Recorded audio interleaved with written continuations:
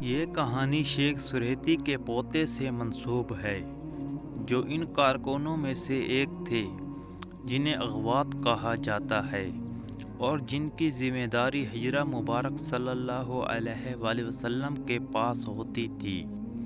انہوں نے بیان کیا کہ روزہ مبارک صلی اللہ علیہ وآلہ وسلم کے اندر کام کرتے ہوئے شدید گرمی اور گرد و غبار کے باوجود ان کا جسم ایک نوجوان کی طرح توانا محسوس ہوتا تھا، لیکن جب وہ اپنے کمرے میں واپس آتے تو کمزوری اور بیماری محسوس ہونے لگی۔ ایک مرتبہ ایک بھاری کپڑا جسے 5 آدمی بھی مل کر نہ اٹھا سکے، انہوں نے تنہا آسانی سے اٹھا لیا، اور وہ موتیے کے مریض تھے اور بغیر اینک کے دیکھ بھی نہیں سکتے تھے، مگر ہجرہ مبارک صلی اللہ علیہ وآلہ وسلم میں رہتے ہوئے بغیر چشمے کے بھی سب کچھ صاف دیکھ لیتے تھے۔ وہ کہتے تھے کہ ہجرہ مبارک صلی اللہ علیہ وآلہ وسلم میں رہتے ہوئے شدید اندھیرے میں بھی سوئی میں دھاگا ڈال لیتے تھے۔ خوشبوئیں جمع کرنے کا انہیں شوق تھا۔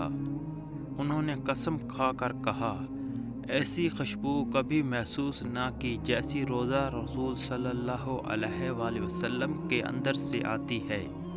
سن 1970 میں ایک شخص بھی روزہ رسول صلی اللہ علیہ وآلہ وسلم کے اندر پردہ قصوہ تبدیل کرنے میں حصہ لیا، اور اس نے بھی ایسے ہی روحانی تجربات بیان کیے۔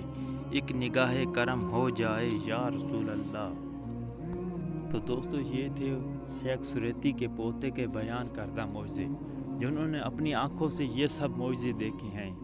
اگر آپ بھی حضرت محمد صلی اللہ علیہ وآلہ وسلم سے محبت کرتے ہیں تو آپ کا بھی حق بنتا ہے کہ آپ حضرت محمد صلی اللہ علیہ وآلہ وسلم پر عشق محبت کی انتہا کر دیں۔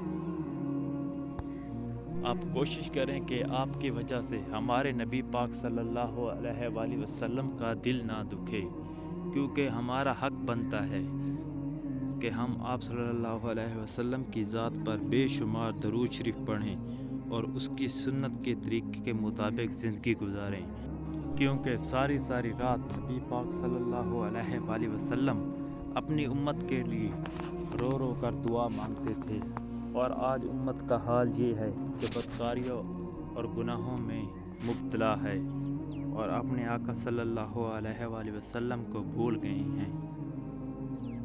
تو ویڈیو اچھی لگی ہے تو میرے چینل کو سبسکرائب کریں۔ جزاک اللہ۔